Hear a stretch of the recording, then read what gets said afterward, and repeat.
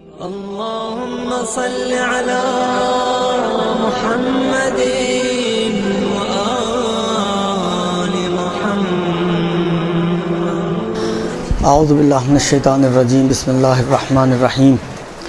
अल्हम्दुलिल्लाहि रब्बिल आलमीन व सल्लल्लाहु अला मुहम्मदिन व आलिहि तय्यबीन अत्ताहिरीन अल मासूमीन व लअनतुद दाइमु अला अदाइहिम अजमईन मिनल आन इला क़ियाम यौमिद्दीन। आज की गुफ्तगू दर हकीकत 3 सवाल और उसके जवाब।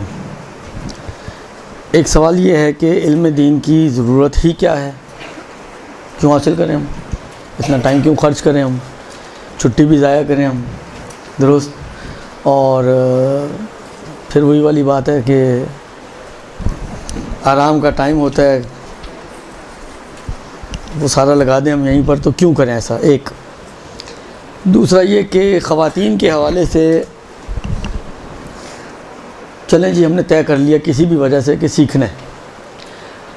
अब सीखने के हवाले से प्रायोरिटीज़ क्या होनी चाहिए, सबसे ज़्यादा फोकस किस चीज़ पर होना चाहिए हमारा, दुरुस्त। ये 2 चीज़ें।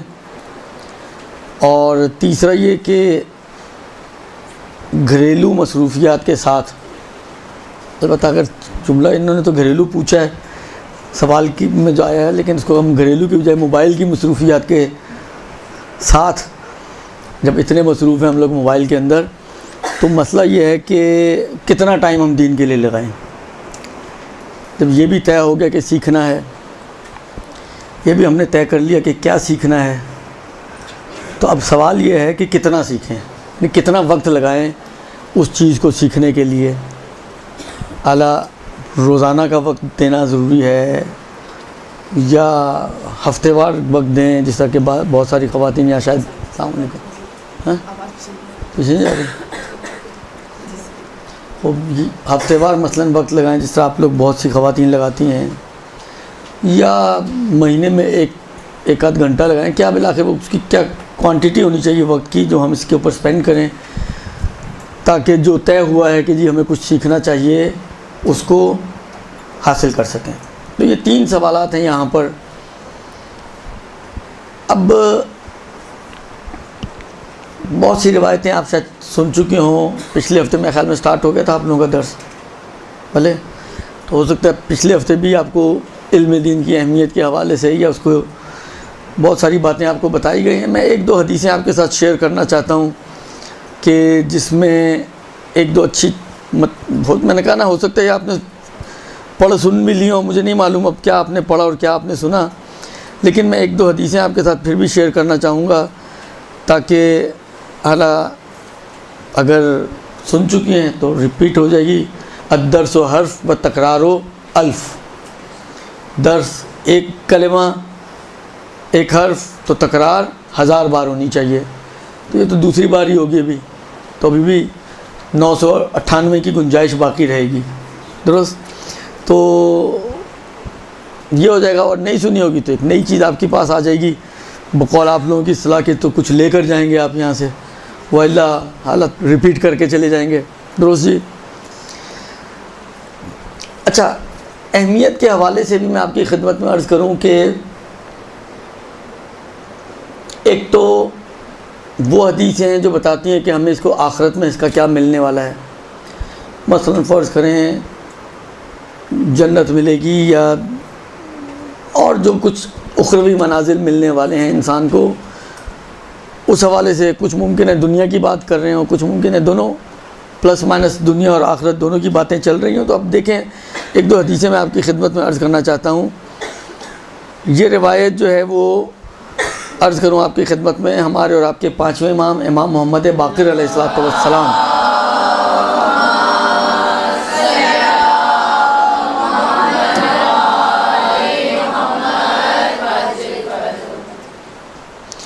मौला फरमाते हैं कि सारऊ फ़ी तलबिल इल्म, सुरअत करो, जल्दी करो इल्म हासिल करने में, दुरुस्त।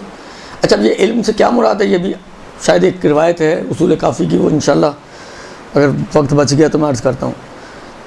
कम से कम हमारे इल्म को तो शामिल है ही है, हमारा जो जिस के लिए आप यहाँ पर आती हैं, जो सीखने आती हैं दीन सीखने के लिए, क़त्ई तौर पर उसको तो ये शामिल है ही है। तो इमाम फरमाते हैं कि सारे ऊफ़ी तलब इल्म में, इल्म हासिल करने में सुरात करो, जल्दी करो। वल्लज़ी नफ्सी बियदिही, उस ज़ात की कसम जिसके कब्ज़े कुदरत में मेरी जान है, लहदीसुन वाहिदुन फ़ी हलालिन व हरामिन, एक हदीस के जो हलाल व हराम से रब्त रखती हो, हलाल व हराम के बारे में, क्या चीज़ आपके ऊपर हलाल है, क्या चीज़ आपके ऊपर हराम है, एक हदीस जो हलाल व हराम को बयान करने वाली हो। हदीसुन वाहिदुन, एक हदीस सिर्फ, दुरुस्त, कि ताख़ुज़ुहु मिन सादिकिन अन सादिकिन, जिसको आप किसी सच्चे इंसान से लेते हैं।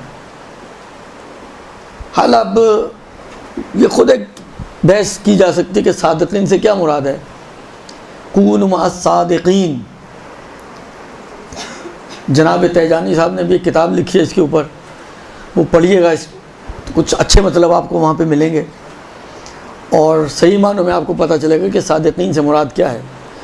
अगर ख़ुलासा करें हम तो लुब्बे लुबाब मतालिब का ये बनता है कि सादिकीन से मुराद, क्योंकि अस-सादिकीन कूनु मअस-सादिकीन, अस-सादिकीन अलिफ लाम के साथ लाएँ यहाँ पर, तो इससे मुराद जो हकीकतन सादिक है।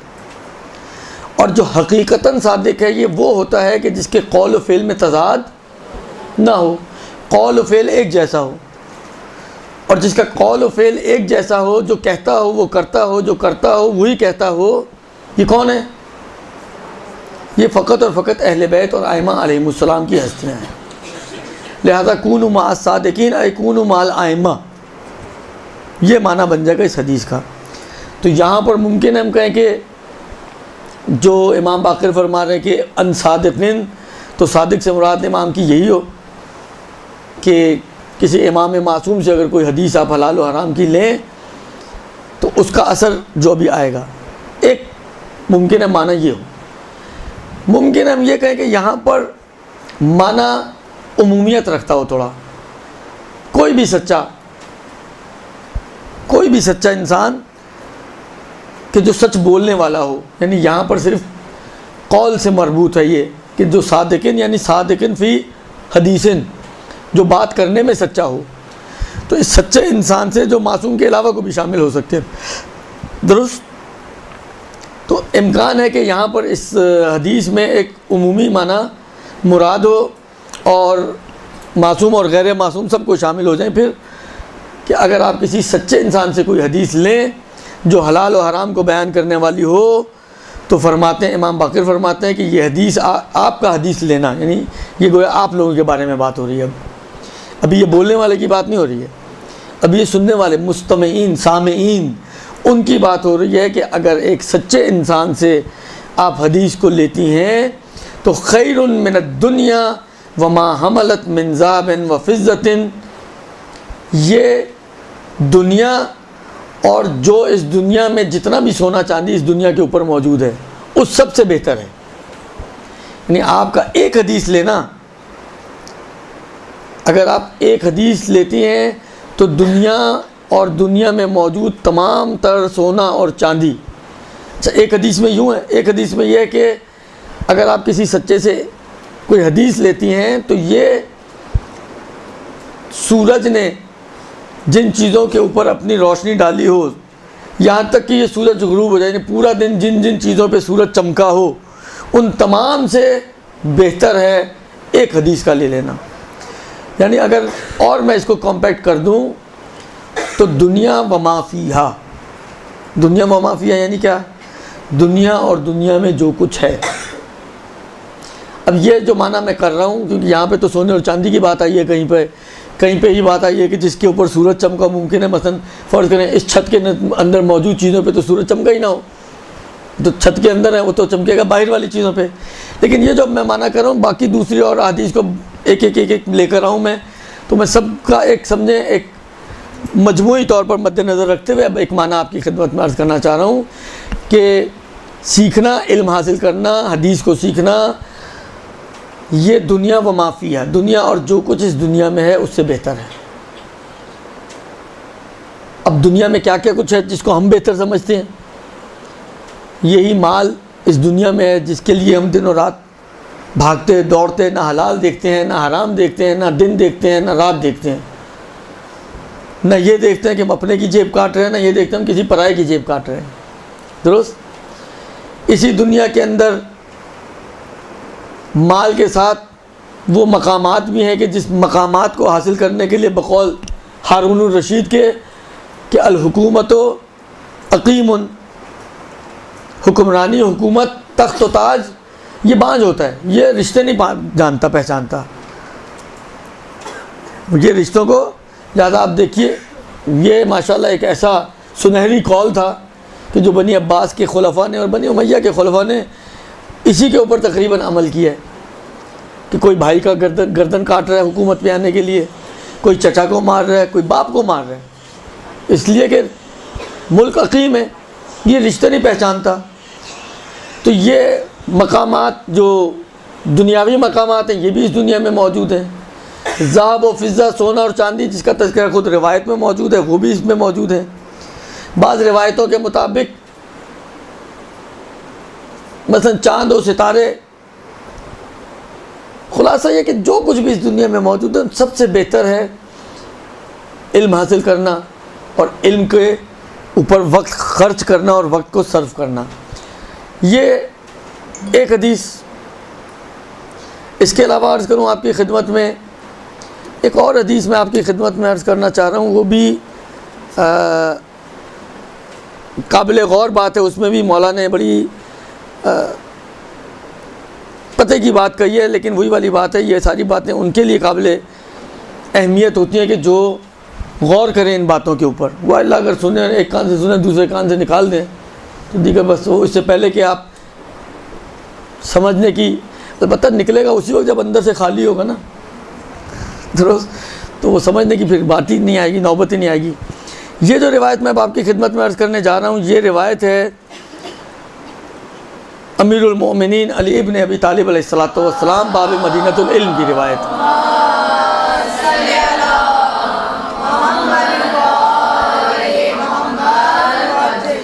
और आप गौर कीजिएगा, अगर इस रिवायत में थोड़ी देर के लिए नहीं निकलने से पहले अगर थोड़ा कोई ब्लॉक लगा सकें, कोई टैंकर, कोई बस ला के खड़ी कर दें दरमियान में, तो ये रुक जाए आपका मसला। तो अब आप इस पर ज़रा गौर कीजिएगा कि कितनी सच्ची बात कही है मौला ने,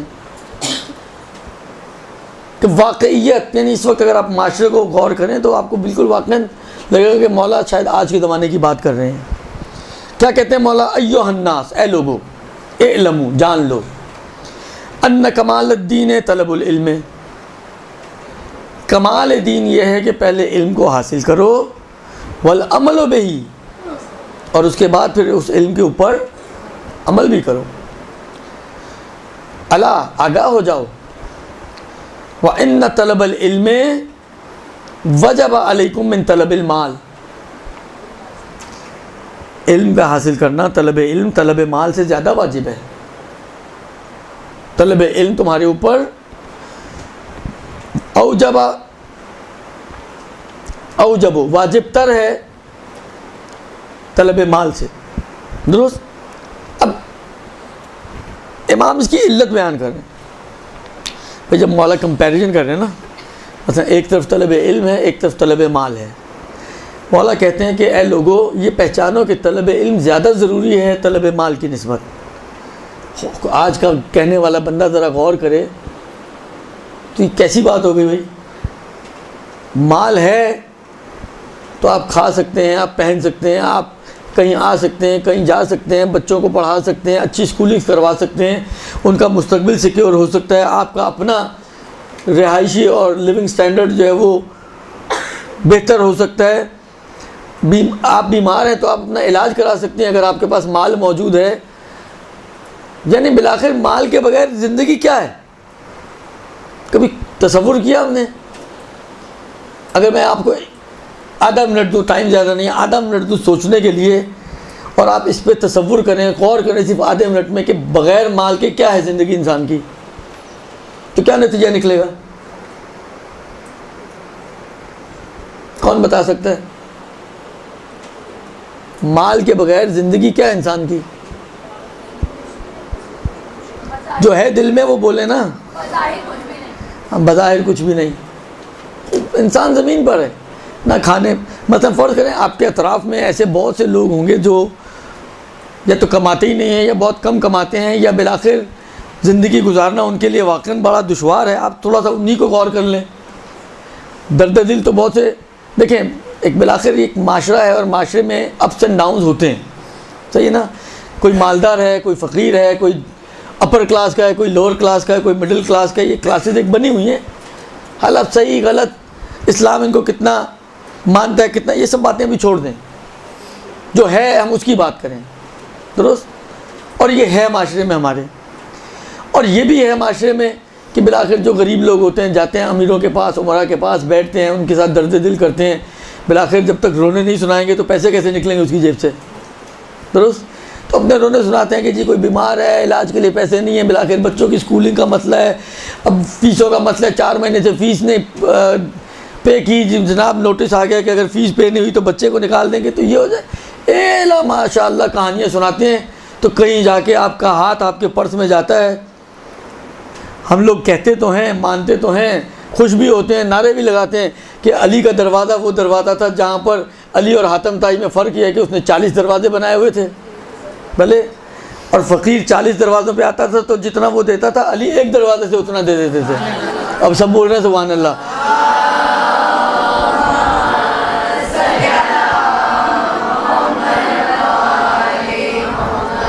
लेकिन करते हम हातम ताई वाला काम है। सुभान अल्लाह अली के अमल पर करते हैं, अमली तौर पे हातम ताई वाला काम करते हैं। जब तक 40 दफ़ा चक्कर नहीं लगाएगा उस वक्त तक कुछ जेब से निकलेगा नहीं। तो कहने का मकसद ये है कि ये सारी सिचुएशंस आपके सामने हैं कि इंसान इस दुनिया में ये सब कुछ है, जा हो जलाल हो सब कुछ है। लेकिन क्या कह रहे हैं इमाम अलैहिस्सलाम, इल्लत क्या बयान कर रहे हैं उसके, यानी इस सब कुछ के बावजूद कि आप माल के बगैर कुछ नहीं है, आपकी ज़िंदगी हीच ना, आप माशरे के कुछ यानी ना माशरा आपको कुछ समझता है और ना वाकई आप ज़िंदगी गुजार सकते हैं। हर कदम पे आप बिलाखिर किसी न किसी के दरवाजे पे खड़े हैं बग़ैर माल के। लेकिन इस तमाम के बावजूद अमीरुल मोमिनीन क्या कह रहे हैं कि उसके बावजूद कि माल इतनी अहमियत रखता है तुम्हारी ज़िंदगी में, लेकिन तलब इल्म तलब माल से ज़्यादा वाजिब है। क्यों? अब ये जो क्यों इमाम ने बयान किया ये बड़ा अहम है। मौला फरमाते हैं इसकी वजह यह है कि इन्नल माला मक़सूमुन मज़मूनुन लकुम क़स्समहु आदिलुन बैनकुम व ज़मनहु व सयफ़ी लकुम वल इल्मु मख़ज़ूनुन इंदा अहलिही व क़द उमिरतुम बितलबिही मिन अहलिही फ़तलबूहु। मौला एक इल्लत बयान करते हैं, कहते हैं इसकी वजह ये है, मैं इनके इसके बगैर चारा नहीं, दुरुस्त, लेकिन उसके बावजूद वो औजब है, ज़्यादा अहमियत रख। क्यों? कहते हैं इसलिए कि देखो रिज़्क तकसीम किया जा चुका है, तकसीम करने वाला एक आदिल हस्ती है, जिस आदिल हस्ती ने तकसीम किया है और तकसीम करने के बाद उसकी ज़मानत ली है, दुरुस्त। यानी काना परवरदिगार आलम ने हर इंसान के लिए रिज़्क को बांट दिया है और ज़मानत ली इस बात की कि ये जो तुम्हारा हिस्सा है ये तुम तक पहुँचेगा। जबकि माल को परवरदिगार आलम ने बांटा नहीं है, उसको ख़जाने के तौर पर अहले इल्म के पास रख दिया है। अब ख़जाना खोदना तुम्हारा काम है, वो तुम्हारी एफ़र्ट्स का मोहताज है। रिज़्क जो तकसीम शुदा है, जिसकी ज़मानत ली जा चुकी है, वो तुम्हारी उतनी एफ़र्ट्स का मोहताज नहीं है, दुरुस्त। तो अब जिसके अंदर तुम्हारी अपनी एफ़र्ट्स दखालत रखती हैं, वो तलब करना तुम्हारे लिए अहमियत रखता है, या जो तुम्हारे लिए तकसीम किया जा चुका है, जिसकी ज़मानत दी जा चुकी है, वो अहम रहे। वो तो मिलना ही मिलना है तुम्हें, ये लोगे तो मिलेगा, नहीं लोगे तो नहीं मिलेगा। तो ये अहम ज़्यादा हो गया ना तुम्हारे लिए। लिहाजा इस वजह से तलब इल्म ज़्यादा अहम है तलब माल से। ये मेरे मौला का फरमान, दुरुस्त जी। इसके बाद मौला इसके बाद क्या है? हालांकि इसके बाद वो रिवायतें भी हमारे पास मौजूद हैं। एक तो आपकी ये तौज़ील मसाइल के ऊपर भी लिखी हुई, आपने भी कई दफ़ा पढ़ी होगी और कई दफ़ा उसका आप लोगों ने माना भी देखा होगा कि इल्म हासिल करो, अगर तुम इल्म हासिल नहीं करते, हलाल और हराम का इल्म सीखो, अगर तुम हलाल और हराम का इल्म नहीं सीखते तो तुम गैर मुहज़्ज़ब हो। इन्होंने बड़ा मुहज़्ज़ब तर्जुमा किया है, वरना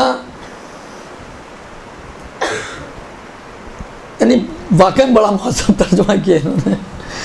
व इल्ला गैर मुहज़्ज़ब का व इल्ला अंतुम आराब, आराब का बहुत ही गहराई में अगर आप माना जाए तो ये जो बद्दू अरब देहाती जाहिल उजड़ किस्म के लोग होते थे वो होते हैं, उसको कहते हैं। लेकिन इन्होंने, मैंने कहा ना कि अच्छा माना किया, बिल आखिर थोड़ा तहजीब वाला माना किया। तो तहजीब सीखने के लिए, मुहज़्ज़ब बनने के लिए हलाल और हराम का इल्म सीखना ज़रूरी है। या मसलन आइमा की रिवायतें हैं कि हम पसंद करते हैं कि इल्म दीन सीखने के लिए हमारे असहाब के सरों पे कोड़े मारे जाएं, या बिल आखिर यानी रिवायतें बहुत सारी हैं।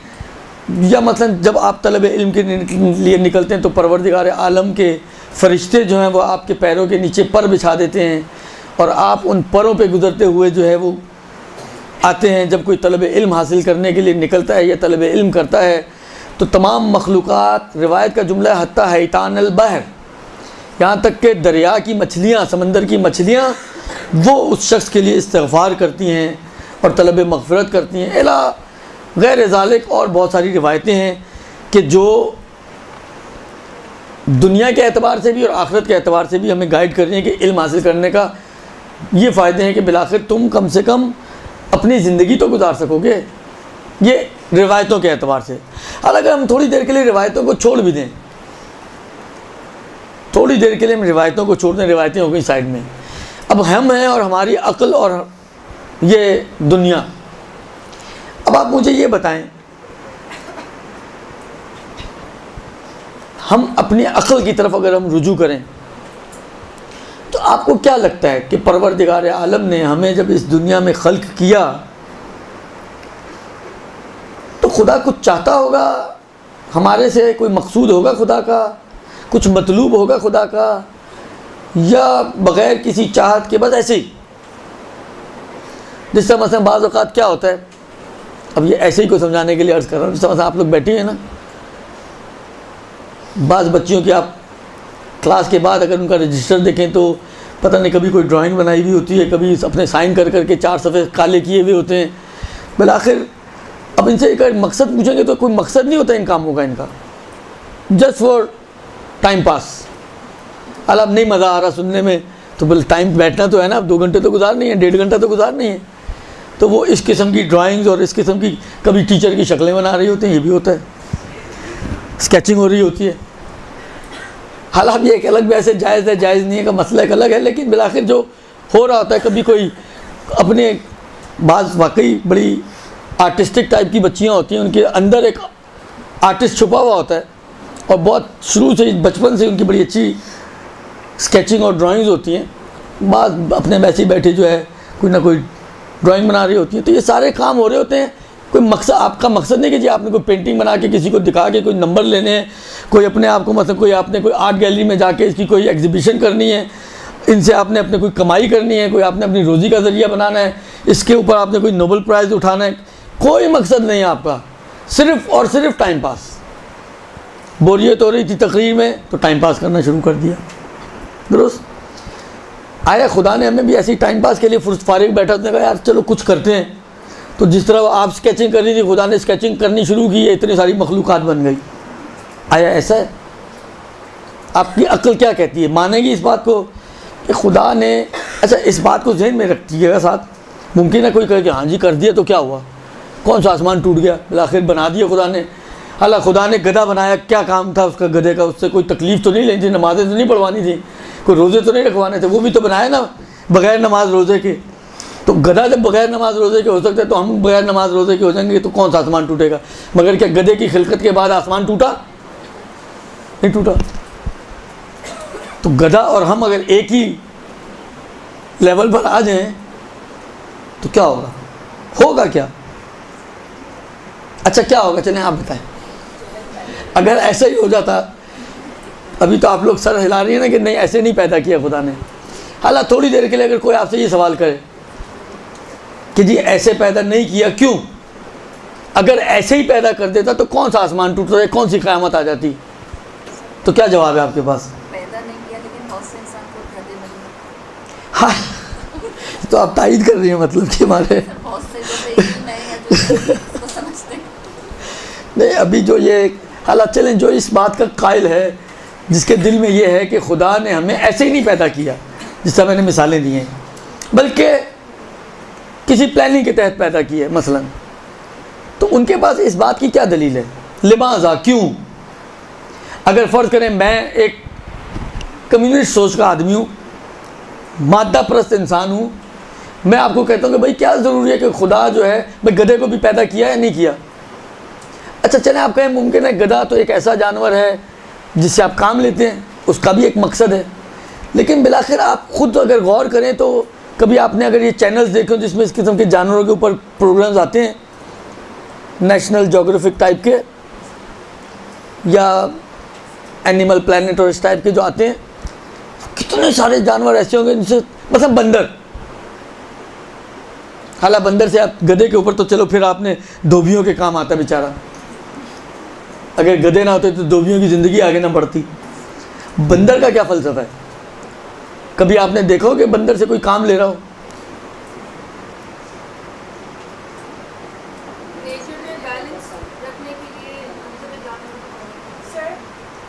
हालांकि बिलाखिर ना नमाज, ना रोज़ा, ना कोई तकलीफ़, ना कुछ, ना वैसी अक्ल दी जैसी आपको दी, बिलाखिर तो मकसद क्या था उसका? दिया क्यों?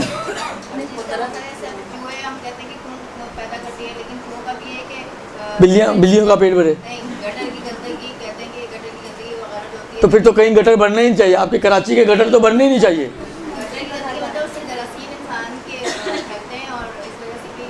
इतने डॉक्टर तो जाके आप लगता है काफ़ी अर्से डॉक्टर के नहीं गई हैं। हालांकि अब देखें ये वो साइंटिफिक इसके फ़िलासफ़ीज़ हैं जो हम लोगों ने कुछ बनाई हैं, कुछ निकाली हैं, मुमकिन है हों भी, लेकिन आप अवामी, अभी अवामी बात हो रही ना, अभी आपकी जो अक्ल है कोई अफलातूनी अक्ल तो नहीं है। आप अवामी अक्ल के एतबार से गौर करें और मुझे जवाब दें इसका।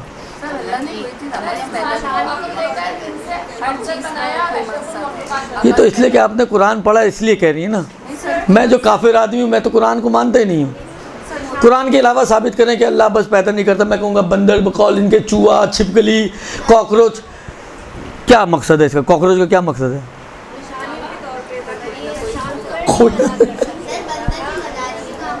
किसके मदा?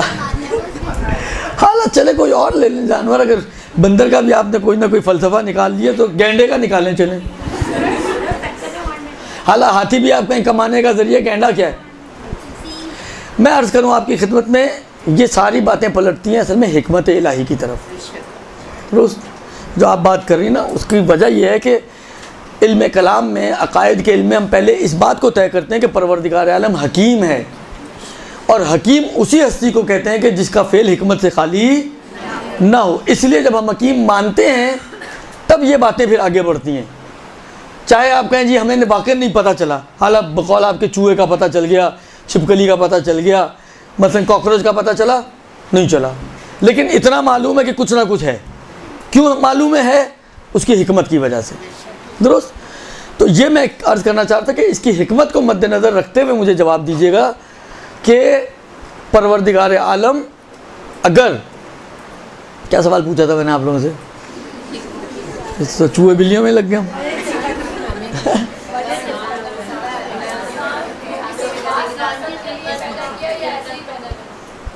इंसान के, हाँ, हमें क्यों पैदा किया, हमें क्यों पैदा किया? अब ये आप कहें कि जी कोई ना कोई हिकमत तो होगी, उस हिकमत हकीम होने की वजह से तो है, होगी तो सही। लिहाजा चलें हम इतने पे अभी इक्तफ़ा करते हैं क्योंकि अकायद की तो क्लास नहीं हो रही है। दुरुस्त? चलें जी, हिकमत के तहत पैदा किया। दुरुस्त? अब वो हिकमत क्या है? ख़ुद कुरान ने कहा वमा खलक़तुल जिन्ना,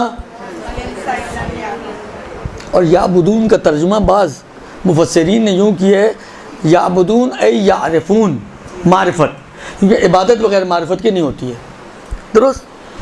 तो बस इसका मतलब है कि हमारी अक्ल भी हमें कह रही है ना कुछ, कि परवरदिगार आलम ने अगर हमें खल्क किया है तो हमें हमारी कुछ जिम्मेदारी है कि हम कुछ मालूमात करें। मारिफत इल्म है, दीगर इल्म इलाही, इल्म नबी, इल्म इमामत, इल्म क़यामत, ये उसूल दीन बन जाएगा, और इल्म ज़िम्मेदारी ये फ़ुरूए दीन बन जाएगा। तो मारिफत हासिल करना, अक्ल भी हमारी कहती है कि आपको कुछ ना कुछ सीखना है। कुरान भी कहता है, अक्ल भी कहती है, इसलिए कि बग़ैर किसी चीज़ के आपको खल्क नहीं किया गया, कुछ प्लानिंग के तहत खल्क किया गया। खुदा कुछ चाहता है आपसे, यहाँ से बात आई थी, खुदा कुछ चाहता है आपसे। तो अब ये खुदा की चाहत तो मालूम करनी है ना। अब दो तरीके हमारे पास चाहत मालूम करने के, या तो हम खुद इतने काबिल आदमी हों कि हम मालूम कर सकें, या खुद काबिल नहीं है तो किसी काबिल के पीछे जाए, जिसको हम तकलीद कहते हैं, दुरुस्त। तो खुलासा कलाम यह कि इल्म का हुसूल, ये खुद अक्ल कहती है कि इल्म हासिल करना ज़रूरी है, ताकि आप जिस मकसद के तहत इस दुनिया में बनाए गए हो उस मकसद की अदायगी पॉसिबल हो जाए आपके लिए, उस मकसद तक पहुंचना पॉसिबल हो जाए आपके लिए, दुरुस्त। बस आयात और रिवायात और प्लस अक्ल, इन दोनों की रोशनी में ये तो हमारे लिए तय हो गया कि इल्म हासिल करना ज़रूरी है, हमारे लिए औजब है, ज़्यादा ज़रूरी है, हर चीज़ से ज़्यादा ज़रूरी है, दुरुस्त। फिर उसका अजर व सवाब भी है, एफर्ट्स करेंगे अजर व सवाब मिलेगा, वो भी छोड़ दें उसको। ये पहला सवाल हो गया आपका। तो क्यों हासिल करें? ताकि हम अपनी ज़िम्मेदारी को अदा कर सकें, खुदा की निस्बत और खुदा के दीन की निस्बत। दीन को सीख कर, दीन के मुताबिक जो आया ना अमीरुल मोमिनीन के कलाम में, कि इल्म को हासिल करो और उसके मुताबिक अमल करो। तो अमल उस वक्त तक नहीं हो सकता जब तक कि इल्म ना हो, दुरुस्त। अमल मुतफर्रे है इल्म के ऊपर, इल्म पहला मरहला है, उसके बाद अमल की बात आती है, दुरुस्त। बस इसलिए हमारी ज़िम्मेदारी लगाई गई है, अक्ल भी ज़िम्मेदार ठहराती है और आयात और रिवायात भी ज़िम्मेदार ठहराती हैं कि आप जो है इल्म हासिल करें। ये तो हो गया आपका पहला सवाल। दूसरा सवाल ये था कि अब जबकि तय हो गया कि सीखना ज़रूरी है, तो क्या सीखें? बिलाखिर जो हमारे माशरे के हिसाब से भी ख़वातीन के लिए मुश्किल तर है मर्दों की निस्बत तहसील इल्म, मसरूफियात की वजह से, अपने घरेलू सेटअप्स की वजह से।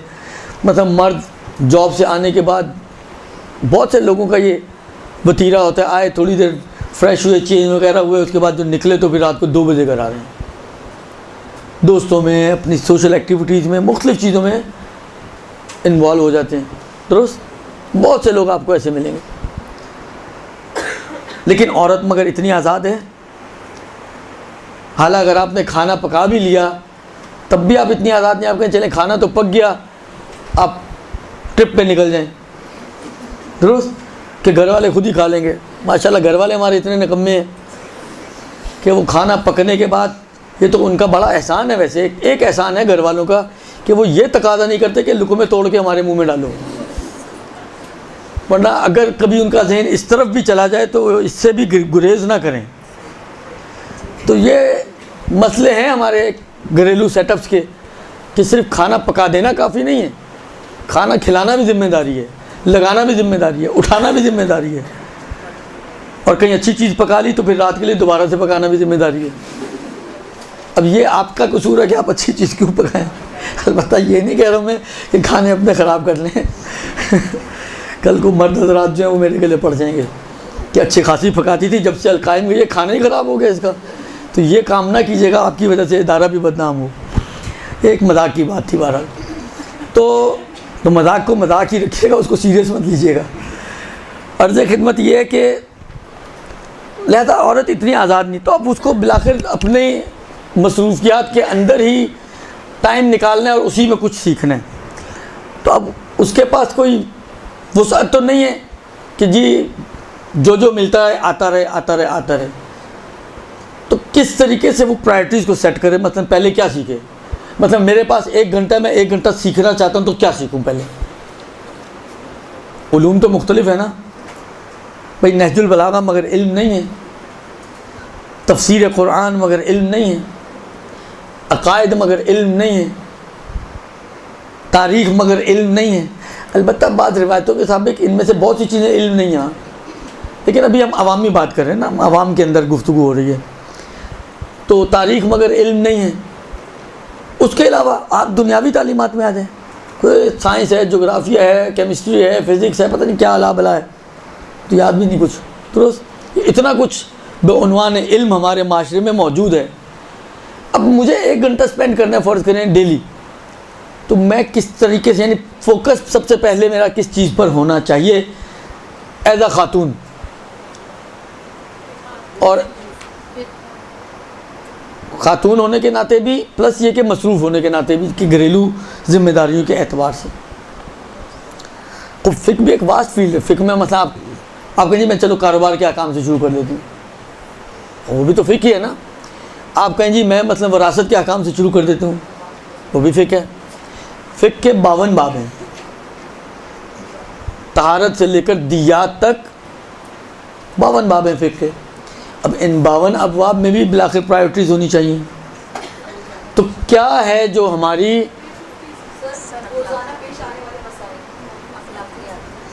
अखलाकियत, तो फ़िक़्ह नहीं है, सीखने तो है बिलाखिर, एक ये भी है नज़रिया बिलाखिर जी। और आरा के फ़ुक़हात की जी, अक़ाइद का ही।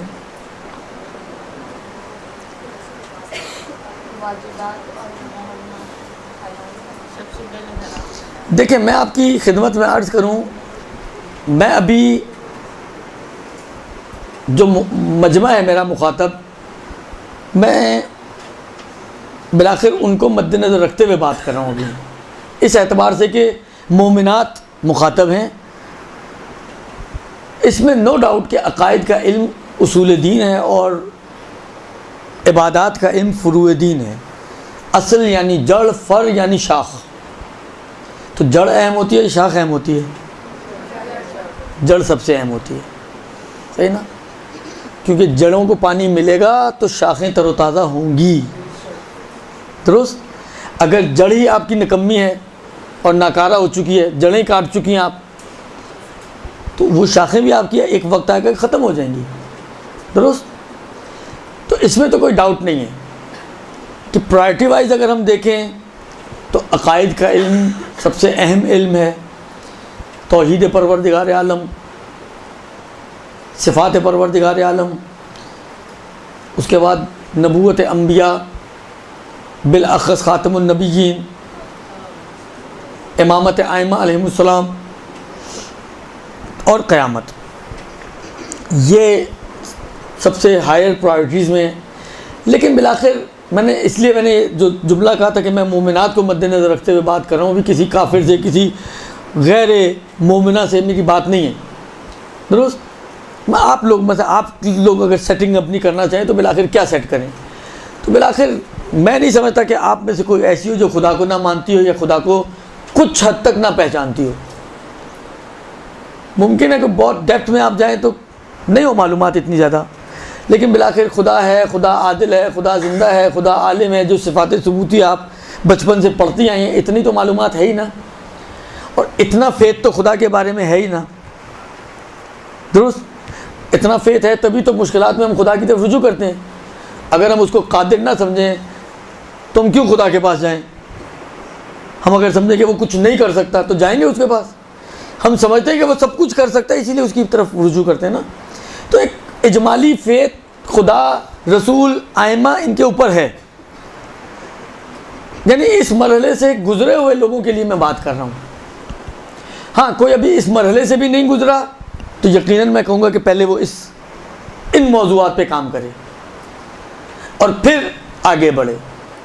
लेकिन फ़र्ज़ मेरा ऐसा है कि मैं उन लोगों से बात करना चाह रहा हूँ कि जो इस मरहले से एक बहुत ही, जिसको कहें एक शॉर्ट कोर्स कर चुके हैं इस मरहले पे, दुरुस्त, कि खुदा को पहचानते हैं, क़यामत का फ़ेथ है, क़यामत के बारे में जानते हैं, सुना हुआ है कि जन्नत है, जहन्नुम है, कब्र है, बरज़ख है, मुनकिर व नकीर हैं, सवाल हैं, जवाब हैं, महशर है, उधर का हिसाब किताब, ये सब चीज़ें मालूम है हमें, दुरुस्त। तो जब ये अकायद के मरहले में मालूम है, तो अब आएँ आप फुरुआत के मरहले में। फुरुआत के मरहले में क्या प्रायोरिटीज़ हमारी होनी चाहिए? तो देखें, एज आ खातून मैं ये समझता हूँ कि सबसे पहली प्रायोरिटी आप लोगों की ख़वातीन के अपने मखसूस मसाइल हैं, क्योंकि सबसे बड़ी मुश्किल ख़वातीन के लिए यही मसले हैं। बहुत सौ को अपनी ज़िम्मेदारियाँ नहीं पता होती, बहुत सौ के अपने वज़ाइफ ही नहीं मालूम होते। नमाज आपको आती है लेकिन आपको अपने मसाइल नहीं मालूम। मुमकिन है आप जो नमाज़ पढ़ लें वो बातिल नमाज, आपकी ज़िम्मेदारी ना हो नमाज़ पढ़ना, या जहाँ आपको नमाज़ पढ़नी चाहिए आप ये समझ के कि छोड़ देनी है, आपने छोड़ दी हुई नमाज।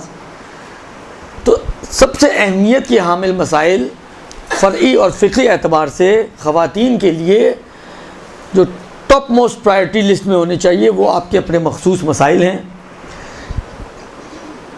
उनके अंदर भी अगर आप गौर करें तो हैज़ व इस्तिहाज़ा ज़्यादा अहम है निफास की निस्बत, क्योंकि निफास हर रोज़ का मसला नहीं है, हर साल का भी शायद मसला ना हो बाज़ के लिए, लेकिन हैज़ व इस्तिहाज़ा ये तकरीबन हर महीने का मसला है। हर महीने में बाज़ लोगों की सिलसिला ज़्यादा होता है, तो आखिर ये बहुत ज़्यादा पेश आने वाला मसला और हद से ज़्यादा परेशान करने वाला मसला। यानी बाज़ बुज़ुर्गान जो मुझे अब याद पड़ता है, शेख काशिफुल ग़िता का नज़रिया है, वो ये फरमाते थे कि उनके बारे में कहा जाता है कि फ़िक़्ह जिसको कि मास्टर फ़िक़्ह के माहिर, जिस तरह अंगूठी इंसान के हाथ में होती है इस तरह फ़िक़्ह उनके हाथ में थी, इतनी महारत थी उनको फ़िक़्ह के ऊपर। लेकिन उनके नकल किया जाता है वल्लाहु आलम, वो ये कहते थे कि इस सब के बावजूद दो मसले बड़े टेढ़े हैं जो मुझे कभी समझ में नहीं आए। एक हज का मसला, एक ये औरतों के मखसूस मसाइल का मसला। कहते हैं हज तो कर लिया तो समझ में आ गया, अब ये कैसे समझ में आए? लिहाजा ये वाकई सख्त मसाइल में से एक मसला है, इतने आसान मसाइल नहीं है इसके। छोटी छोटी सिनेरियो में जो है इसका मसले ही चेंज हो जाते हैं, बिल्कुल जिम्मेदारियाँ ही उल्टी हो जाती है। लिहाजा इसके ऊपर सबसे ज़्यादा काम करने की ज़रूरत है ख़वातीन को। उसके बाद फिर जो आपको रोज़मर्रा पे नमाज है, नमाज की वाजिबात, मुक़द्दमात, ये सारे जो भी मसाइल हैं, कब नमाज आपकी देखें, हमारे लोग वाक़ई बहुत सी जगहों पे परेशान होते हैं और उसकी परेशानी की वजह होती है कि उनको अपना वजीफ़ा नहीं पता होता कि हमें क्या करना है। सफ़र में आप जहाज़ में बैठी हुई हैं और मसलन फ़र्ज़ करें फ़्लाइट आपकी 10 घंटे की है, ज़ोहर से असर का टाइम 8 घंटे का है। 11 बजे आपकी फ़्लाइट शुरू हुई है ज़ोहर से पहले, और 7 बजे आपकी फ़्लाइट उतरेगी ज़ोहर के बाद, मगरिब के बाद।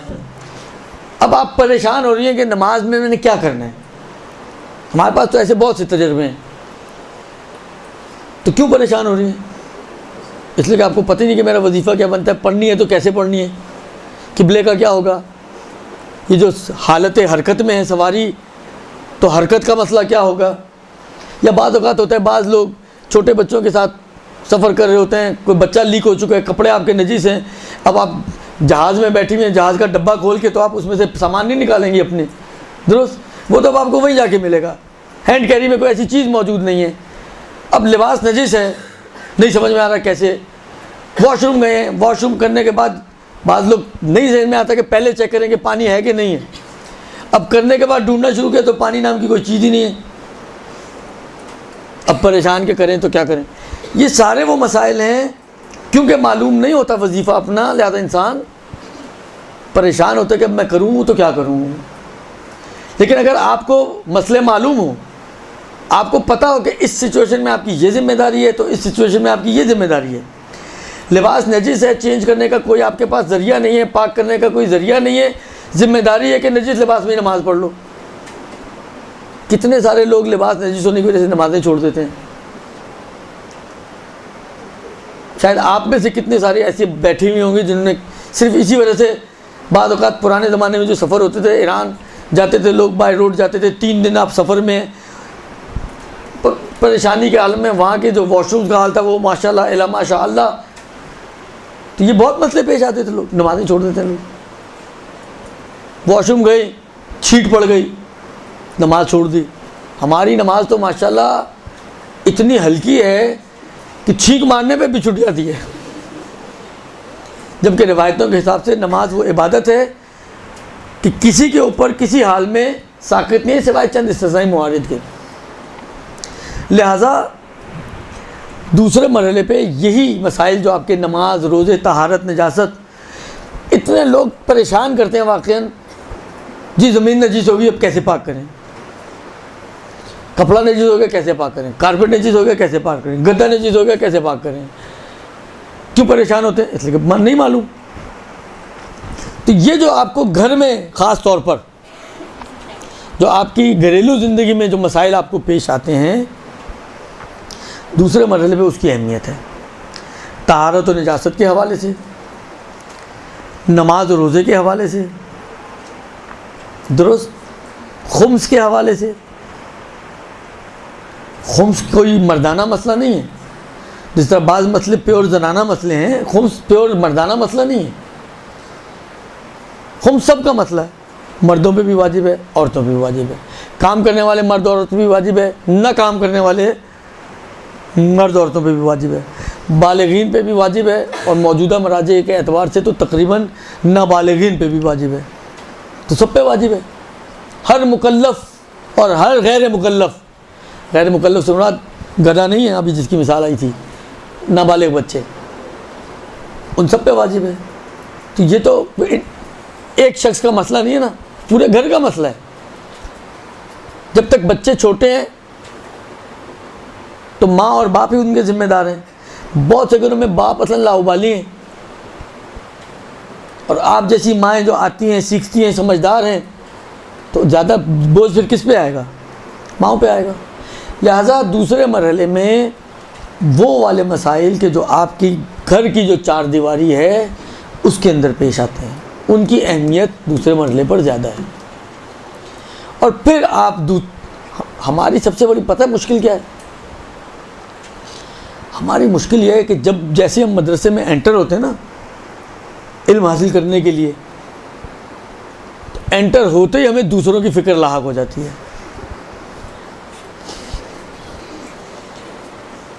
अपने आप को भूल जाते हैं, दूसरों के लिए परेशान होते हैं, दूसरों के लिए दिल जलाते हैं। हालांकि बुरी बात नहीं है, लेकिन अपने को भुलाकर दूसरों की फ़िक्र करना ये बुरी बात है। कुरान ने भी अच्छा नहीं समझा इसको कि जो अपने को भुला बैठे और दूसरों की फ़िक्र में लगे रहें। अक़ल और रिवायात और आयात उनके हिसाब से तरतीब ये है, पहले सीखें, फिर पहले ख़ुद अमल करें, फिर दूसरों की फ़िक्र करें। हम ये ख़ुद तो बीच में से निकाल ही देते हैं। हम हैं, हमारा इल्म है, और दूसरे हैं, बीच में हम हैं ही नहीं। तो बीच में हमें अपने आप को भी डालें हम लोग। फिर तीसरे मरहले पर हम जाएं, दूसरों की फ़िक्र करें कि जो इल्म आपने सीखा है, ज़कातुल इल्म, ज़कातुल इल्म तो बहुत मशहूर रिवायत है। आप लोगों जैसे, आप लोग बिल्कुल फ्रेश ग्रुप हो क्या? बहुत सारे चेहरे तो बहुत ही बासी हैं। कुछ अगर फ्रेश होंगे तो फ्रेश के मुकाबले में तो बासी आएगा ना, तो इसलिए मैंने बासी कहा, यानी पुराने चेहरे हैं। तो ज़कातुल इल्म, हाँ उर्दू में ही बोलते हैं आप। हाँ, नशर, इंतशार, फैलाना। ज़कातुल इल्म नशरुहु, इल्म की ज़कात उसको फैलाना है, उसे दूसरों तक पहुंचाना है, दुरुस्त। लेकिन इल्म की ज़कात देने से पहले माल जमा करना तो हमारी ज़िम्मेदारी है, तो पहले अपनी बात करें, फिर दूसरों की बात करें। तो ये आपके दूसरे सवाल का जवाब कि आपकी प्रायोरिटी के एतबार से अगर किसी का कि अकायद है ही नहीं तो वो अकायद पे पहले काम करे, उसके बाद फुरूअ दीन पे जाए, और फुरूअ दीन में भी सबसे पहले अपने ख़ास मसाइल, और उसके बाद फिर नमाज, रोज़ा, वज़ू। यानी मुझे वाक़ईन, मैं ताज्जुब खेज़ बात आपको बताने जा रहा हूँ, आपको पता नहीं हो या नहीं हो, लेकिन मुझे बड़ा ताज्जुब होता है इस बात के ऊपर। सोल्जर बाज़ार का इलाका, अब मैं आपके इलाके की बदतारीफ़ी नहीं करना चाह रहा, लेकिन कुछ चीज़ें होती हैं जो फैक्ट्स होती हैं, दुरुस्त। सोल्जर बाज़ार का इलाका उन इलाक़ों में से है कि जिसके ऊपर फ़िक़्ह के ऊपर बहुत ज़्यादा काम हुआ है। किबला मौलाना सादिक हसन साहब, खुदा उनको सेहत और तंदुरुस्ती अता करे और उनकी हिफाजत फरमाए और उनकी मज़ीद तौफ़ीक़ात में इजाफ़ा करे। वैसे ही बड़े तौफ़ीक़ वाले आदमी हैं माशाल्लाह से। उनका समझें रहते वो रिज़विया में थे, ये मैं बता रहा हूँ आपको, बात तकरीबन आज से कोई 30 साल पुरानी बात। इससे मेरी अभी एज का आप अंदाज़ा ना लगाइएगा। दोस्त रहते रिज़विया में थे, लेकिन उनका होम ग्राउंड अगर आप कहें तो सोलरदार और खारादर था, कि जो ज़्यादातर खोजा नशीन इलाका था। और फिर आखिर जो हक़ है, मैंने कहा ना कि फैक्ट्स जो हैं उनको कोई माने या ना माने वो तो चेंज नहीं होते ना। जितना चेंज इस कम्युनिटी में सादिक साहब की वजह से है, यानी जिस तरह ईरान के अंदर एक इनकलाब है ना, यूँ समझे एक इनकलाब बहुत ही छोटे पैमाने पर पाकिस्तान में, बल्कि कराची में इस कम्युनिटी में आया है। इतना उन्होंने काम किया है, नो डाउट, बड़ी खिदमत की है उन्होंने। ये इलाके इनके, मैं कहता हूँ होम, ये मेरी अपनी ताबीर है, इनके होम ग्राउंड थे। जिस इंसान के लिए जहाँ पे खेलना सबसे आसान होता है ना, क्योंकि ऑडियंस आपकी अपनी है, पिच आपकी अपनी है, उसकी आशनाई आपको अच्छी तरह से, सब कुछ आप जानते पहचानते हैं, तो खेलना आसान हो जाता है इंसान के लिए। तो इनका होम ग्राउंड था। लेकिन उस जगह में जहाँ पे सबसे ज़्यादा उन्होंने काम किया है, मुझे याद है ईरान जाने से पहले की बात कर रहा हूँ, नजफी हॉल में एक दर्स शुरू हुआ। उस वक्त भी ठीक ठाक काम हो चुका, इनकलाब तकरीबन आ चुका था, मगर उसके बावजूद उन्होंने स्टार्ट, आपके ख्याल में कहाँ से स्टार्ट किया होगा? इतने जिस माशरे में इतना फ़िक़्ह पे काम हो चुका हो, अब आपको एक नया दर्स स्टार्ट करना तो कहाँ से स्टार्ट होना चाहिए? उन्होंने स्टार्ट किया तो पहले मसले से तकलीद की। कहते हैं अभी भी इसकी ज़रूरत है, अभी भी लोगों की समझ में नहीं आया है इतने काम के बाद। यही हाल वुज़ू का है। मैंने जिस जगह पे भी, जहाँ पे भी पढ़े लिखे, यानी पढ़े लिखे समाज जो फ़िक़्ह जानते हैं, उनके दरमियान भी अगर वुज़ू को मैंने बयान किया है ना, तो इतने सवाल खड़े हुए वुज़ू के बारे में, इतने सवाल खड़े हुए कि मैं सोचने पे मजबूर होता था कि ये पढ़े लिखे लोगों का ये हाल है, तो जिन माशरों में या जिन इलाक़ों में ये बातें होती नहीं हैं, उधर क्या हाल होता होगा वुज़ू का। लिहाजा वुज़ू, क्योंकि ये ठीक तो नमाज ठीक होगी, इसमें गड़बड़ है तो नमाज में भी गड़बड़ है आपकी। लिहाजा वुज़ू, गुस्ल, तयम्मुम, ये जो तहारत का चैप्टर है हमारा, उसके बाद फिर नमाज, रोज़ा, खुम्स वगैरह, ये वो मसाइल हैं। फिर बहुत से, अब तो ज़माना ये आ चुका है कि एक तो नारे भी मौजूद हैं, फिर ज़रूरियात भी ऐसी हो चुकी हैं कि ख़वातीन अब मर्दों के साथ मिलकर काम कर रही हैं। एक ज़माना था कम था, अब ठीक ठाक रेशो हो चुका है। बच्चियाँ हमारी पढ़ती हैं, अभी पढ़ाई ख़त्म नहीं होती, जॉब का खन्नास पहले आ जाता है उनके ज़हनों में। दुरुस्त। तो कारोबार के अहकाम उनकी भी ज़रूरत है फिर, यानी ज़रूरी है कि कारोबार के अहकाम सिर्फ वो मर्द हज़रात के जो जॉब कर रहे हैं या कारोबार कर रहे हैं वही सीखें। आज की दुनिया में ख़वातीन भी शाना बशाना मर्दहा काम भी कर रही हैं, खिदमतें भी अंजाम दे रही, सब कुछ चल रहा है, फिर उनको भी सीखने चाहिए। क्योंकि रिवायतों के जुमले कि अगर कोई शख्स अहकाम कारोबार सीखने से पहले, छठे इमाम की रिवायत है, अहकाम कारोबार सीखने से पहले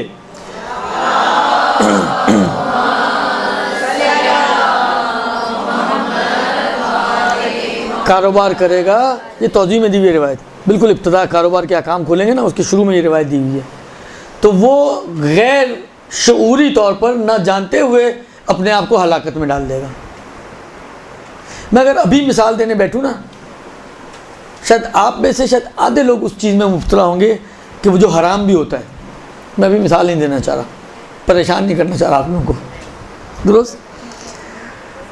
आधे लोग शायद मुब्तला हों इस मसले में।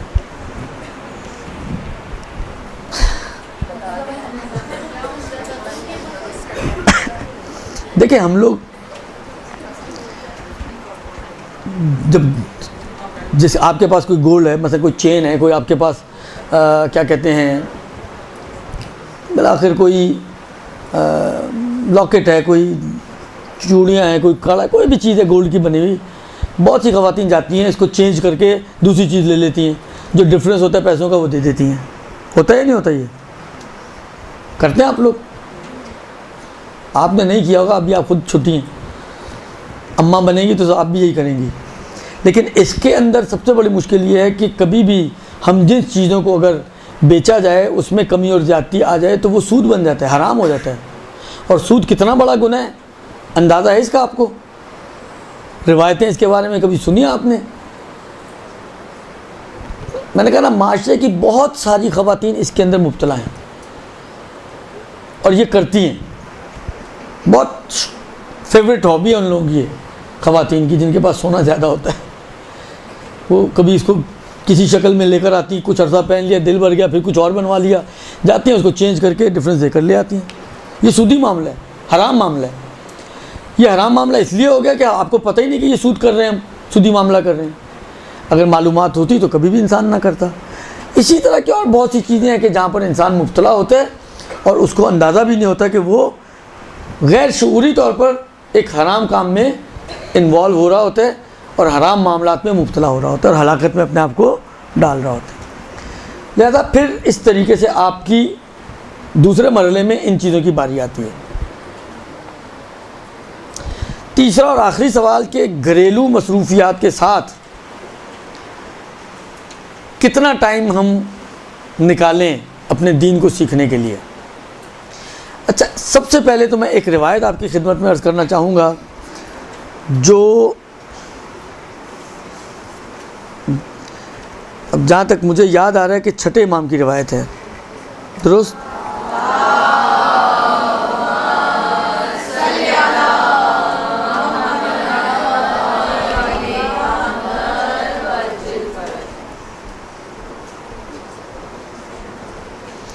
रिवायत ये है कि उसमें मसला यही है कि इंसान कितना वक्त निकाले, उसको इमाम अलैहिस्सलाम ने बयान किया है कि आपको अपना दीन सीखने के लिए कितना वक्त खर्च करना चाहिए। यानी जो, जिसको यूँ समझें कि जो दीन चाहता है आपसे और जिसका वो आपसे तकाज़ा रखता है कि कम से कम ये काम तो आप करें, इतना काम तो आप करें।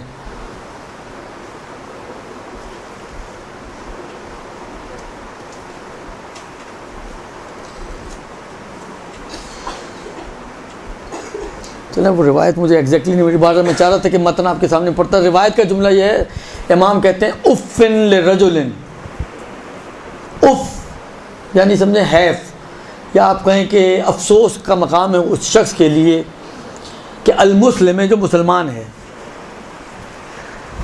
एक मुसलमान शख्स के लिए अफसोस का मकाम है कि वो अपने पूरे हफ्ते में जुम्मे का दिन फारिग नहीं रखता ताकि वो अपने दीन के बारे में सवाल करे और उसको सीखे। इस रिवायत के मुताबिक कम से कम हफ्ते में एक पूरा दिन या एक दिन का इतना हिस्सा के कहलाए कि आपने एक दिन उसमें खर्च किया है। हालांकि 24 घंटे, जारी बात है, इमाम ये तो नहीं कहेंगे उस दिन सोएं भी नहीं आप, उस दिन खाएं भी नहीं आप, उस दिन पिएं भी नहीं आप, उस दिन नहाएं भी नहीं आप, उस दिन कोई भी काम ना करें आप, ये तो कतई नहीं कह रहे होंगे इमाम ना। तो यानी कि इतना हो गया आप कहें कि आपने एक दिन काम किया इस फील्ड, इस मौजू के ऊपर। ये तकाज़ा है हमारे से, छठे इमाम तकाज़ा कर रहे हैं उस शख्स के लिए कि जो मुसलमान कहता है अपने आप को, मगर उसके पास इतनी फुर्सत नहीं कि अब जुम्मे का दिन अल्लाह इस वजह से कहा इमाम ने कि सैयदुल अय्याम है, छुट्टी का दिन होता है आमतौर पर, इबादतों का दिन है, तो ये भी एक इबादत है, दुरुस्त। अल्लाह शायद ये वजूहात हो, यानी ऐसा नहीं कि हतमन जुम्मा ही है और जुम्मे के अलावा कोई और रखेंगे तो कोई गुनाहगार हो जाएंगे आप, ये मुराद नहीं होगी ख़तन। लिहाजा आज कहें फ़र्ज़ करें संडे का दिन छुट्टी का दिन है तो आप कहें जी संडे का दिन, इस जुम्मा हटा के यहाँ पे आप संडे लगा दें। किसी और माशरे में कोई और दिन छुट्टी का दिन तो वो लगा दें मसलन। यानी दिनों की खुसूसियत अहम नहीं है यहाँ पर, जो चीज़ अहमियत की हामिल है वो ये कि एक दिन आपको लगाना चाहिए। हालांकि फ़र्ज़ करें कि कोई पूरा दिन नहीं लगा सकता, बार भी जो इनका सवाल ये कि घरेलू मसरूफियात भी हैं, बच्चे हैं या अगर बच्चे भी नहीं हैं तो घर है, घर की काम है, माँ बाप हैं, अगर बच्चे वाली खातून है तो या ससुराल में रहती है तो और भी बावेला माशाल्लाह, तो बिलाखिर ससुराल को भी देखना है, शौहर भी है, बच्चे भी हैं, घरदारी भी है। मौला की एक हदीस है, मौला कहते हैं मा ला युद्रक कुल्लहू ला युतरक कुल्लहू। मैं बहरहाल देखें समझाने के लिए सारी बातें होती हैं, वह अल्लाह बिलाखिर अहदीस और आइमा की हदीस बिलाखिर उनकी एक अहमियत है, उनका एक मकाम व मर्तबा है, यानी नेक्स्ट टू कुरान इनकी अहमियत है इन अल्फाज की भी, क्योंकि जिस तरह वो कुरान सामित है और आइमा कुरान नातिक है, ये उसी कुरान नातिक के अल्फाज हैं कि जो हम तक मुंतकिल हो रहे हैं, लिहाजा इनकी एक अपनी अहमियत है। लेकिन बाद वक़्त बात चीज़ें समझाना बहुत आसान हो जाता है अगर आप कोई मुहावरे के ज़रिए सहारा ले लें। तो मैं एक मुहावरे का सहारा लेना चाह रहा हूँ। एक मुहावरा हमारे यहाँ भागते चोर की लंगोटी। क्या मतलब है इसका? आप तो सारे ही माशाल्लाह अहले ज़बान हैं, सारे ना सही तो 95-98% अहले ज़बान होंगे इसमें, हैं? हाँ, कुछ तो, यानी अगर सारा नहीं मिल रहा तो सारा छोड़ भी नहीं दिया जाए, जो मिल जाए, चाहे उसकी लंगोटी भी मिल जाए चोर की भागते हुए की, वो इतना कुछ हमारा लेके जा रहे तो कुछ तो हम भी उसका पकड़ लें। दुरुस्त। खूब, ये इस मुहावरे का माना है। हालांकि अगर हदीस का आसान माना करना चाहिए तो ये इस हदीस का भी माना है। मौला कह रहे हैं कि अगर सब कुछ नहीं मिल रहा तो सब कुछ छोड़ भी ना दो। मा ला युद्रक कुल्लहू, जिसको पूरा नहीं मिल लिया जा सकता, जो पूरी चीज़ ना मिल रही हो तो ला युद्रक कुल्लहू, पूरे को तर्क ना कर दो, बल्कि जो मिल रहा है उसको तो ले लो। नहीं, भागते चोर की लंगोटी। दुरुस्त। खूब, यही बात यहाँ पे भी है। हालांकि आप पूरा दिन अफोर्ड नहीं कर सकती, ला युद्रक पूरा दिन, तो ला युद्रक पूरा दिन, तो पूरा दिन आप अफोर्ड नहीं कर सकती तो यानी कि पूरा दिन छोड़ भी दो, आपको छुट्टी हो गई, घंटी बजाएं, छुट्टी की और गायब। अब मसला है कि अब जितना आप अफोर्ड कर सकें। अब ये जितने इंडिविजुअल्स बैठे हुए हैं ना, सबकी अफोर्डिंग अलग अलग होगी। इनसे पूछें कहेंगे मेरे पास तो कोई ख़ास काम नहीं होता, मैं तो 4 घंटे भी रोज़ के अफोर्ड कर सकती हूँ। हालांकि अभी हफ्ते की बात हो रही, सॉरी हफ्ते के। इनसे पूछे तो ये 7 पड़ोस में बैठी है, कहीं मैं तो 1 घंटे से ज़्यादा नहीं दे सकती। उनसे पूछे कहेंगी शायद मैं आधे घंटे से ज़्यादा नहीं दे सकती। हालांकि शायद इन लोगों की मसरूफियत क्या होगी, मोबाइल से अलावा कोई और होगी भी नहीं। ये आपका क्या ख्याल है, घरों में काम करती होंगी? मुझे मुश्किल लगता है। मैं किसी का नफियत इस बात नहीं करना चाहता, क्योंकि बिलाखिर मेरे घर में भी बच्चियां हैं, मेरी अपनी भतीजियाँ भांजियाँ सारी अड़ोस पड़ोस में। मैं कोई, अल्लाह ने मुझे मुनफरदन तो इस दुनिया में पैदा नहीं किया कि एक बनाया उठा के फेंक दिया ज़मीन पर। मेरे भी बिलाखिर अतराफ़ में सारे रिश्तेदार हैं और हर तरह का मॉडल मौजूद है मेरे पास भी। तो इसलिए मैं अपने उस मालूमात की रोशनी में ये अर्ज़ कर रहा हूँ कि आजकल की बच्चियाँ कामों में इतना दिल नहीं लगता उनका, और उनका दिल ज़्यादा मोबाइल में लगता है। हालांकि ये सिर्फ सारी मजाक की बातें। अर्ज़ खिदमत ये है कि जितने इंडिविजुअल्स यहाँ पे बैठे हुए हैं, सबका अफोर्डिंग टाइम जो है वो डिफरेंट होगा। ये आप खुद तय करेंगे। देखिए, ये मैं नहीं तय कर सकता, क्योंकि मैं आपकी मौक़ियत में नहीं हूँ ना, मुझे तो नहीं पता आपकी क्या क्या मसरूफियत है और कितनी मसरूफ़ हैं आप। तो ये मैं, आप आके मुझसे पूछा अगर आप बताएं मैं कितना टाइम दे सकती हूँ, तो मुझे क्या पता कितना दे सकते हैं भाई। तो शायद आपका शौहर भी ना बता सके, जिनके शौहर हैं। उससे पूछे ये सारा दिन तो फारिग होती है, शौहर हज़रात तो यही कहेंगे ना, सारा दिन तो काम किया घर में। उनको तो वाकई बिलाखिर, देखिए मैंने कहा ना कि मैं सारी इन चीज़ों से मैं भी मुब्तला होता हूँ। बुज़ुर्गों से पूछ लें, सासों से पूछ लें, आप घर में काम क्या है। हालांकि वही वाली बात है, बहुत से घरों में झाड़ू पोछे की सिर्फ मासी होती है। थोड़ा और आगे चले जाएं तो झाड़ू पोछे और बर्तनों की मासी होती है, इससे ज़्यादा की तो मासी नहीं होती। हाँ, डिफेंस की तरफ चले जाएं तो उनकी तो सांस भी मासी ले। लेकिन अभी तो मैं डिफेंस की बात नहीं कर रहा हूँ, मैं अभी अपने इलाकों की बात कर रहा हूँ जो मिडिल क्लास इलाके हैं। तो वहाँ पर मैक्सिमम अगर आप चले जाएं तो झाड़ू पोछे के अलावा मसलन बर्तन, या और थोड़ा ऊपर चले जाएं तो कपड़े। दुरुस्त। लेकिन बिलाखिर आजकल की मासियाँ जिस तरह के काम करती हैं, प्लस ये कि खाना पकाना, बच्चों को देखना, बच्चों के कपड़ों का ख्याल रखना, इस्त्री करना, ये वो अला बला, नहीं काम कम नहीं होते हैं, लेकिन नहीं मालूम बूढ़ों को कोई काम ही नहीं लगता। फिर जो आज की जो दुनिया हमारी तेज़ हो गई है ना, एक ज़माना था घरों में मेहमान इतने आया नहीं करते थे, फैमिलियाँ छोटी होती थी। मतलब फ़र्ज़ करें आप, हालांकि अब मेरी दादी तो इस दुनिया से जा चुकी हैं, अगर मेरी दादी की तरफ जाएं आप तो फैमिली कितनी होगी, अलबत्ता ये एक बात है कि उस ज़माने में बच्चे माशाल्लाह 2 बच्चे खुशहाल घराना नहीं चलता था, वहाँ कम से कम 10 बच्चे तो खुशहाल घराना होता था, लेकिन उसके बावजूद आखिर यही फैमिली होती थी। अब आजकल का ज़माना जितना जितना फैलता जा रहा है बिलाखिर ये बहुत ज़्यादा चीज़ें बढ़ती चली जा रही हैं। तो अब मसला यह है कि कोई आ रहा है, कोई जा रहा है, कोई मिलना मिलाना ये वो सब तो इन सारी चीज़ों के अंदर सब कुछ मैनेज करना बहरहाल काम होता है। लेकिन अब वो कितना टाइम अफोर्ड कर सकती हैं मुझे नहीं मालूम, ये खुद ही तय करेंगी कि मैं कितना टाइम अफोर्ड कर सकती हूँ। अगर कोई हफ्ते में अफोर्ड कर सकते हैं हफ्ते में निकाले टाइम। यानी देखिए इस रिवायत को बयान करने का मकसद ये था कि हम जुम्मे का दिन, हफ्ते में एक दिन, ये सब कुछ छोड़ दें तो कम से कम इतना तो इस रिवायत से समझ में आ रहा है ना कि आइमा चाहते हैं, मतलूब है ये चीज़ कि आप अपने दीन के लिए कुछ वक्त निकालें। हालांकि कितना निकालें भी थोड़ा रिवायत से हम नहीं लेते, वो हम रिवायत को छोड़ते हुए अपनी जो मसरूफियात हैं उसके हिसाब से खुद तय करेंगे। दुरुस्त यार, अब आप खुद तय करें कि आप कितना डेली निकाल सकती हैं तो डेली काम करें। ये माशाल्लाह इनका सेटअप तो ऐसा है कि आपको नेट पे पिछले सारे दर्स भी शायद मिल जाए मेरा ख्याल है, तो आप उसको सुने, मालूमात अपने अपग्रेड करें अपनी मालूमात को। लेकिन एक काम ज़रूर करें, ये तो तकरीबन ये तीनों सवालों का मैंने जवाब दे दिया, अब 7-8 मिनट बचे हैं तो मैं एक बात और मैं हमेशा कहता हूँ, और क्योंकि वही वाली बात है कुछ नए चेहरे भी हैं इसलिए मैं दोबारा पुराने चेहरों से माजरत करते हुए रिपीट करूँगा, और वो ये कि देखें इस वक्त जो सूरत हाल है दीनदार लोगों की, होना क्या चाहिए, माशरे की बात कर रहा हूँ, माशरती एतबार से क्या होना चाहिए। दीनदार लोग एक तरफ, बेदीन लोग एक तरफ। इमेज जो माशरे के ऊपर होना चाहिए किसका अच्छा होना चाहिए?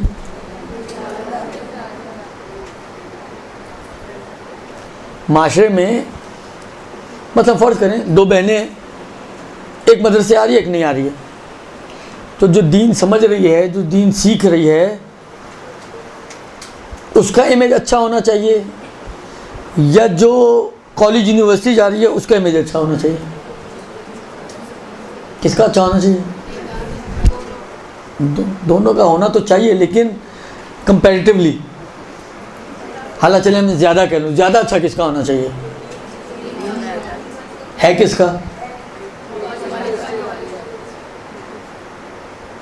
इसका कभी आपने गौर किया नतीजा क्या निकलता है?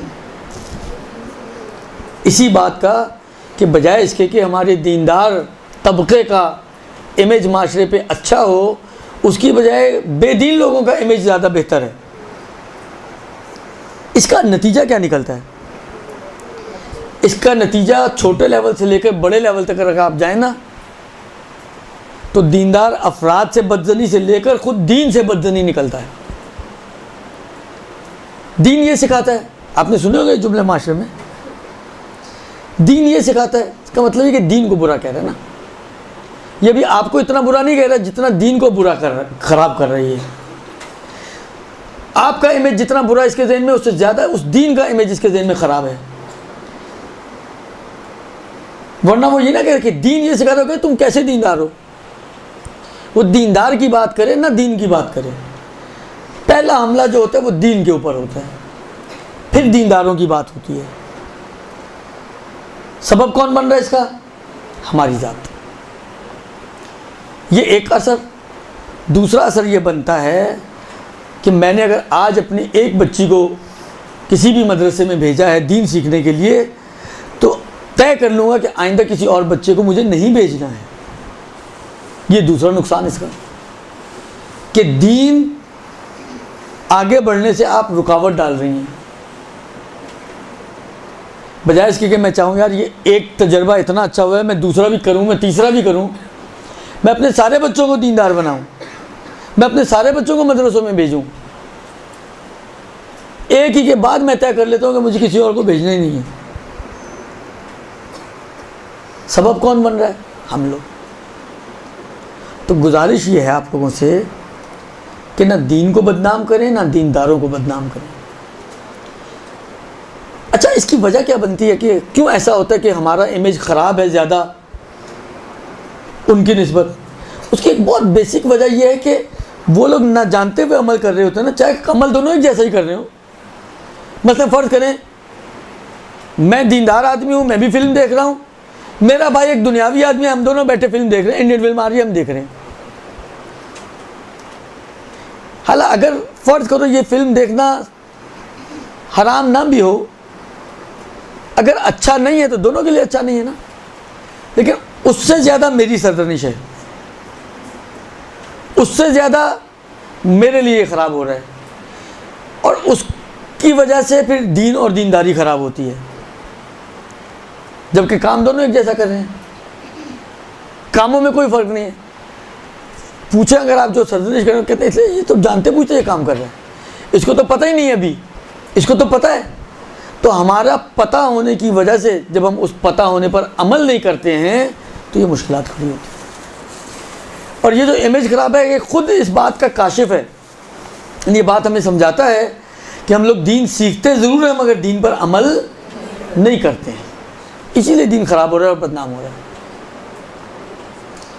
जबकि अमीरुल मोमिनीन ने फरमाया कि अमल कमाल है इंसान का, दीन सीखना और दीन पर अमल करना,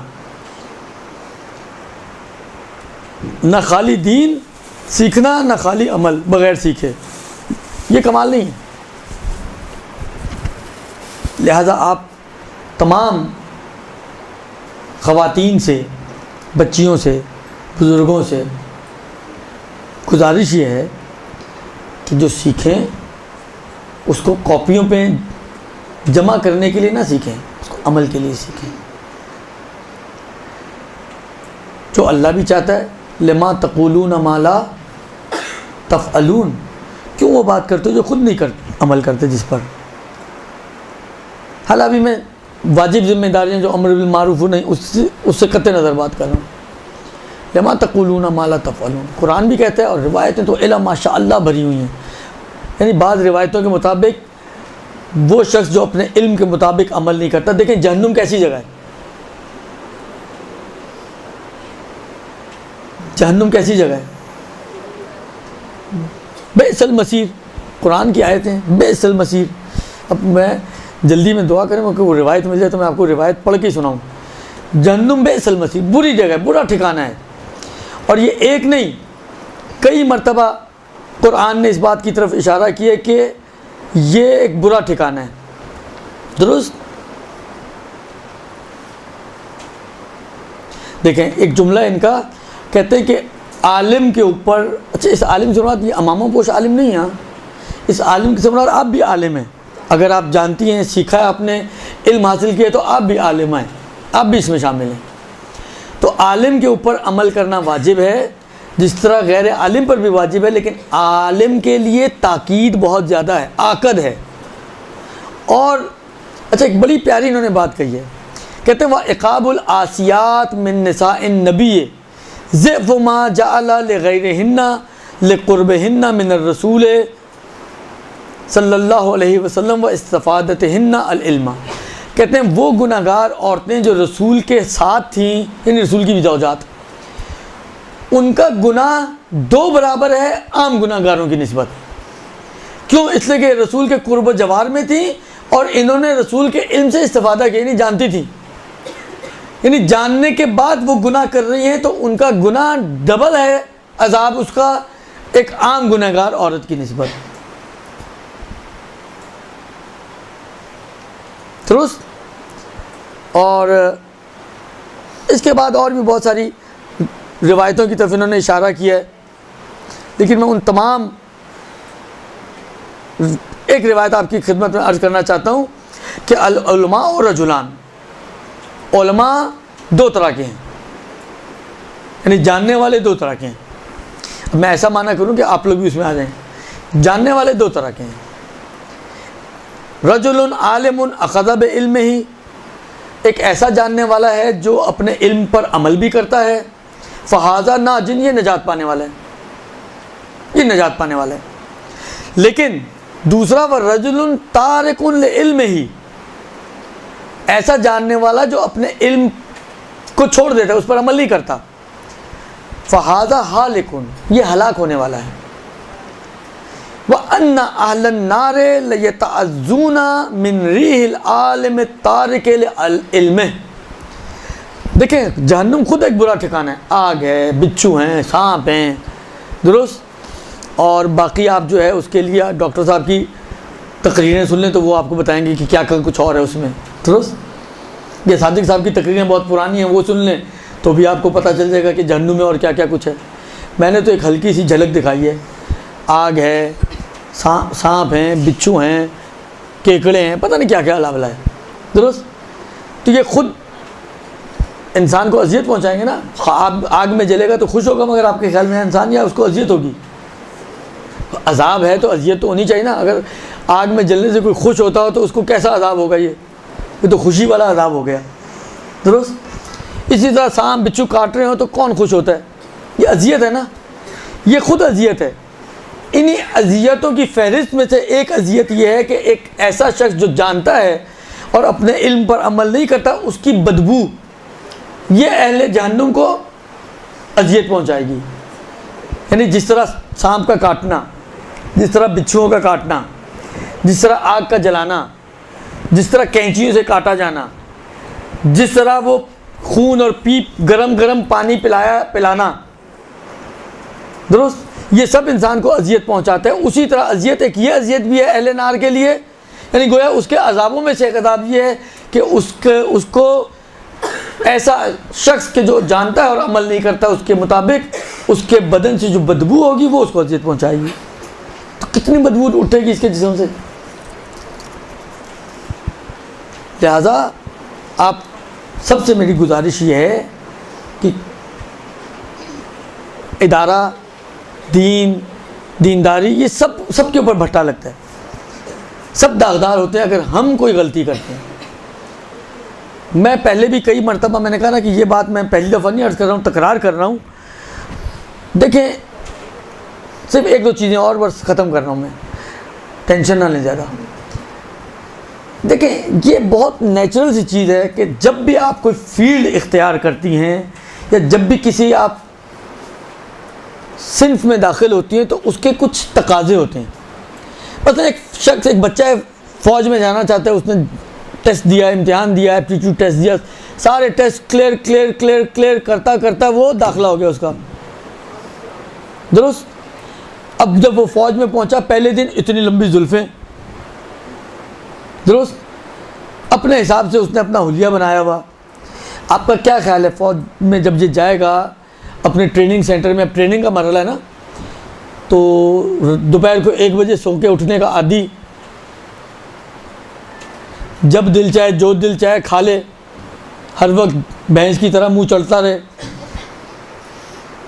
आपका क्या ख्याल है, उस इंस्टीट्यूट में ये सारे इसकी बातें चलेंगी? सुबह आए, मतलब फ़र्ज़ करें उठाने के लिए देखा, साहब सोने का, चलो सोने तो कोई बात नहीं, सब माँ छोड़ जाती है, छोड़ के चले जाएंगे क्या आपके ख्याल में? उठाएं, वो कहें यार भाई भी मेरी नींद पूरी नहीं हो सका, नींद पूरी नहीं तो घर जाके सो। जब आप यहाँ आए हो तो आपको यहाँ की सारी चीज़ों को ओबे करना पड़ेगा। ऑप्शनल नहीं होता, इल्ज़ामी होता है, इजबारी होता है, ज़रूरी होता है, इख्तियारी नहीं होता, दुरुस्त। सबसे पहले तो प्याला रख के उसके बाल शहीद होंगे, मशहूर है ना प्याला कट फौजियों का। प्याला रखते हैं सर पे और सारे अतराफ से काट दिए, बस जो बच गया बस वही है, इसको प्याला कट बोलते हैं, दुरुस्त। उसके बाद सुबह 4 बजे मतलब उसको उठा के पहले नमाज शब के लिए नहीं उठाएंगे, यहाँ वो रगड़ा देने के लिए उठाएंगे, एक्सरसाइज के लिए उठाएंगे। घंटा 2 घंटा उसको पहले कभी उधर चढ़ा रहे हैं, कभी उधर उतार रहे हैं, कभी उधर पका रहे हैं, वो एक रगड़ा मरवाएंगे उसको। बिलाखिर इन्हीं चीज़ों से ये निकल कर जब पासिंग आउट होती है परेड इनकी, तो ये पुख्ता होकर निकलता है, एक फ़ौजी बन के निकलता है। ये समझें, अब आप ट्रेनिंग सेंटर में आई हैं तो ये कैसे हो सकता है कि आप दीन के ट्रेनिंग सेंटर में आए तो उसके तकाजे आपके ऊपर लागू ना हो। आज तक आप मेहंदी लगे हाथों से बाहर जाती थी, अब आपके लिए ममनू है, इसलिए कि जीनत है। मैं कुछ वो मिसालें दे रहा हूँ जो आप लोगों के लिए प्रैक्टिकल काम आएंगी। आज तक आप मसलन फ़र्ज़ करें ऐसा मखने पहनती थी जिनके ऊपर सितारे लगे हुए, आज आप नहीं पहन सकती आज के बाद से।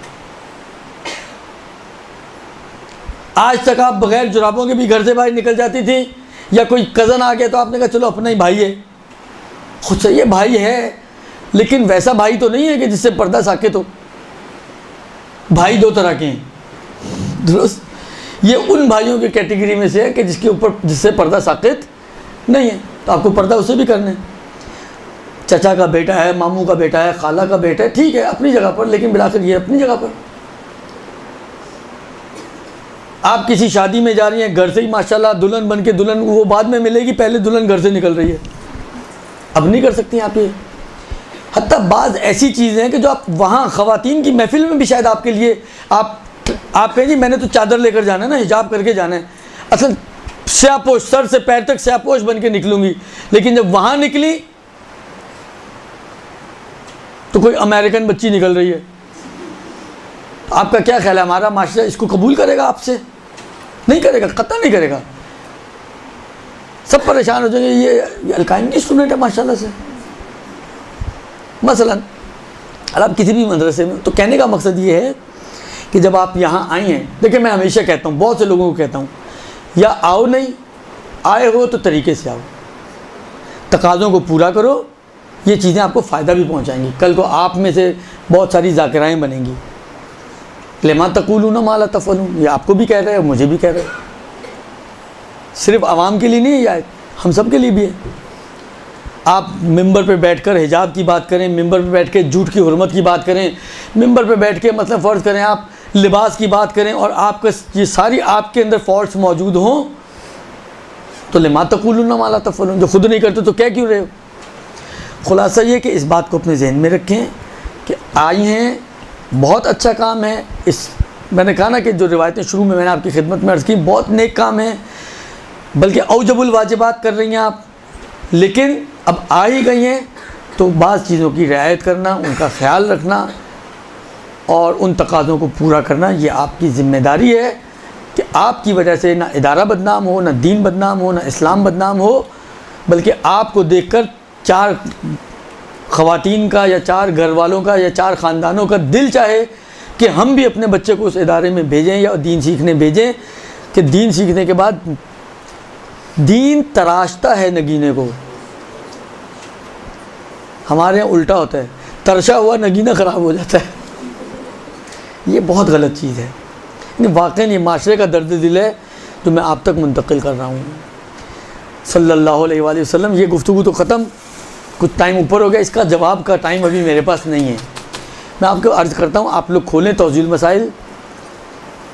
मसाइल में जहाँ ख़रीदो फ़रोख्त के अहकाम हैं, उसमें कुछ मसलों के बाद, हराम मामलात के बाद वहाँ पर सूद की बात की है उन्होंने, तो वहाँ पर ये मिसालें दी हुई हैं उन्होंने, वहाँ पर ये आपको मसला मिल जाएगा। आप पढ़िएगा, अगले हफ्ते पढ़ के आइएगा। अगर तो मैं आ गया तो मैं रिपीट कर दूँगा, फिर देख लीजिएगा आप सही समझें नहीं समझें, और अगर मैं नहीं आया तो चले, कुछ तो आपकी मालूमात में इजाफ़ा हो ही जाएगा। आप सही गलत को आप मसला फिर बाद में देखेंगे। सल्लल्लाहु अलैहि वसल्लम।